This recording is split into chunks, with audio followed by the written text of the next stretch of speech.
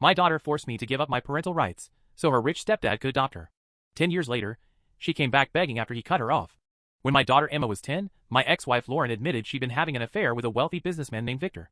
She moved out the same day, and we filed for divorce almost immediately. At first, we agreed I'd have Emma on weekends.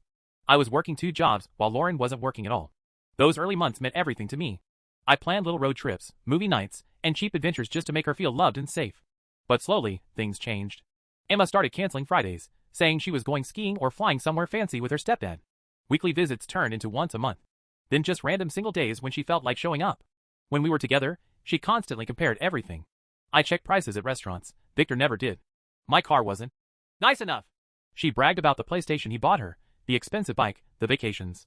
The bond we had was slipping away, and I couldn't compete with unlimited money.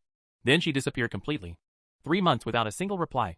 My lawyer said we could sue for parental alienation, but warned me Emma was old enough to testify that she didn't want to see me. Lauren could even ask for more child support to match her lifestyle. Even though Victor paid for everything, we chose mediation instead. That meeting still haunts me.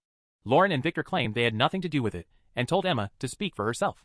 That's when she said she wanted me to give up my parental rights so Victor could adopt her. I held her hand and explained what that meant. That I wouldn't be her dad anymore. That legally, she'd no longer be my child. She pulled her hand away and said that's exactly what she wanted. She turned to Victor and asked if he'd adopt her once I signed.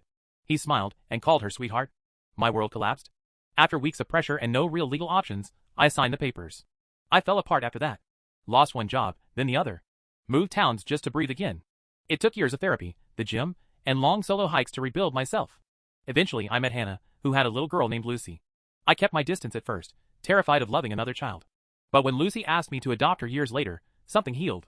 Today, I have 2 daughters, Lucy, and my youngest, Ava, with Hannah.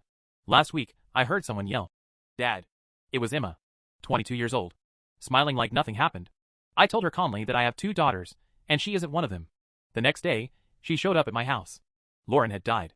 Victor moved at his mistress, and cut Emma off financially. She begged for another chance. Later, she asked about money. About inheritance. When I told her she'd get love, but nothing else, her interest vanished. She hasn't contacted me since. And that told me everything.